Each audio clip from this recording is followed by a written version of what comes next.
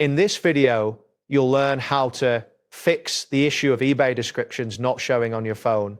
By following these steps, you will be able to access the full product descriptions seamlessly, ensuring that you have all the necessary information at your fingertips. Begin by opening the eBay listing on your phone, either through the eBay app or a mobile browser. It is important to note that sometimes the product description may be collapsed or hidden due to the listing format. As you scroll down the product page, look for a section labeled Item Description or a button that says Read More. Tapping this option will expand the full description. Keep in mind that older listings might use desktop formatting that does not display correctly on mobile devices. If the description still does not appear after expanding, the next step is to switch to the desktop view.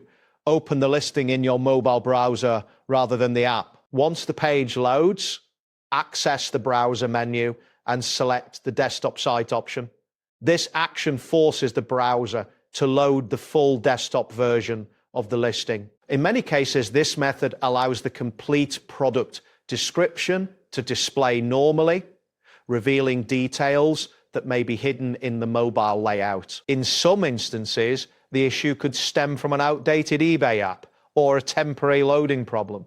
To address this, check your device's app store for any available updates for the eBay application. If you find an update, proceed to install it. After updating, reopen the listing to see if the description now appears. Additionally, refreshing the page or clearing the app cache can help resolve display issues.